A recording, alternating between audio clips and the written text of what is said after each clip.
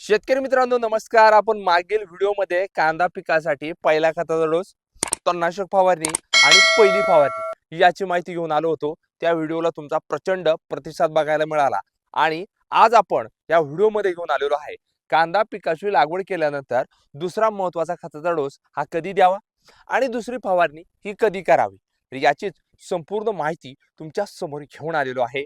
जय शिवराय. नमस्कार शेतकरी मित्रांनो, मी मिलिंद भोर स्वागत करतो तुमचं मिलिंद भोरे आपल्या परिवारामध्ये शेतीविषयक युट्यूब चॅनलमध्ये. शेतकरी मित्रांनो लक्षात घ्या, वातावरणामधील अचानक झालेला बदल आहे आणि ह्या बदलामध्ये सुरुवातीला तुमच्याकडे कोणतंही पीक असू द्या, आज मी कांद्याची माहिती सांगतोय तुम्हाला, पण तुमच्या शेतात कांदा त्याच्या व्यतिरिक्त कोणतंही पीक असू द्या, प्रभावी अशी टक्कर देणाऱ्या कीटकनाशकांची आपल्याला फवारणी करणं गरजेचं आहे.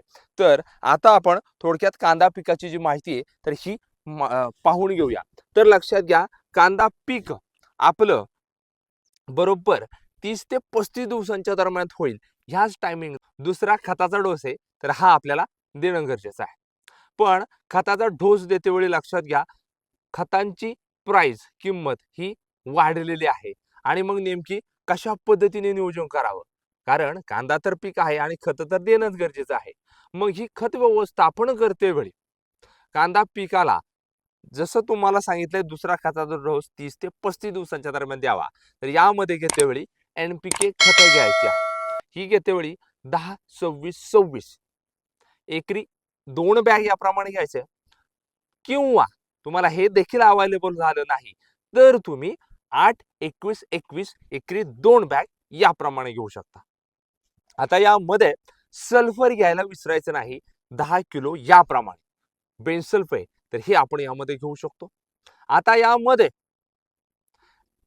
वाटलंच तर एक खत सांगतोय, TSP ट्रिपल सुपर फॉस्फेट एकरी 1 बॅग यामध्ये घ्यायची आणि मायक्रोन्यूट्रंट आपल्याला घेणंच गरजेचं आहे. सोबत मायक्रोरायझा घेतला तरी अतिशय सुंदर प्रमाणे काम होणार आहे.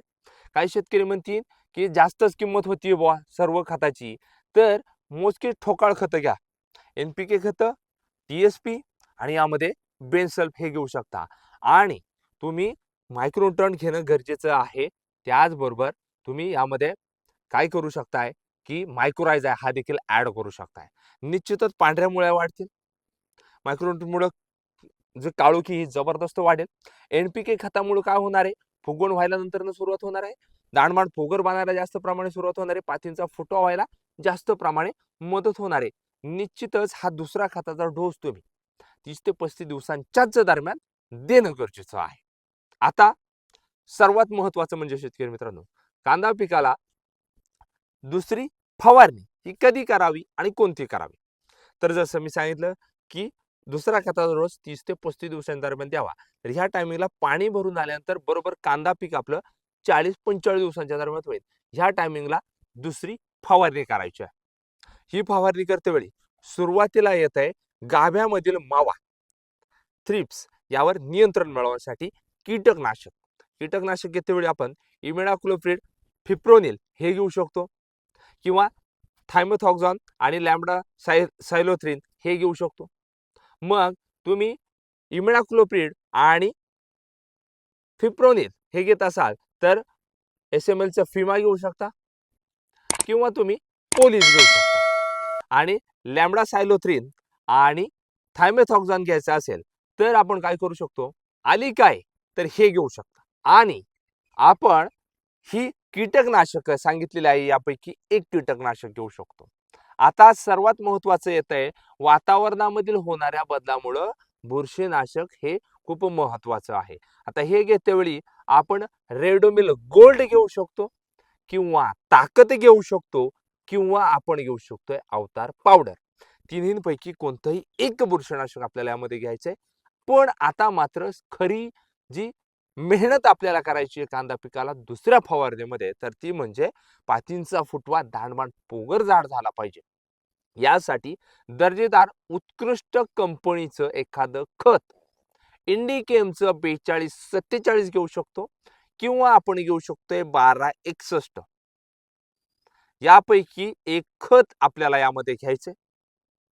तर यामध्ये आपल्याला काय करायचंय, एखादं जबरदस्त टॉनिक घ्यायचं. हे घेते वेळी आपण Biovita x seaweed plus micronutrient यामध्ये बघायला मिळतात. हे घेऊ शकतो किंवा इसाबियॉन घेऊ शकतो किंवा आपण घेऊ शकतोय ॲम्बिशन. लक्षात घ्या शेतकरी मित्रांनो, कांदा पिकाचं नियोजन करत असताना मिलिंद भोर या आपल्या शेतीविषयक युट्यूब चॅनलवर आपण यापूर्वी जी व्हिडिओ बनवली होती तर ती म्हणजे कांदा पिकाला पहिला खताचा डोस कधी कोणता का द्यावा, त्यानंतर कांदा तणनाशक, कांदा पहिली फवारणी एकाच व्हिडिओमध्ये सांगितली होती. आणि आजही आपण ह्या एकाच व्हिडिओमध्ये कांदा पिकाला दुसरा खताचा डोस आणि दुसरी महत्वाची फवारणी कधी करावी, कोणता डोस द्यावा, कधी द्यावा आणि यामुळे होणारे जबरदस्त फायदे. ही जर आपली माहिती आवडली, अजून देखील मिलिंद भोर युट्यूब चॅनलला सबस्क्राईब केलं नसेल ना, सबस्क्राईब नक्की करायचंय. समोरील घंटा ऑल ठेवण्याचा प्रयत्न करायचा आहे. तुम्ही आपले ही व्हिडिओ कुठून, कोणत्या तालुक्यातून, जिल्ह्यातून, गावातून पाहता, कमेंट्स नक्की करायची. धन्यवाद. जय जवान, जय किसान.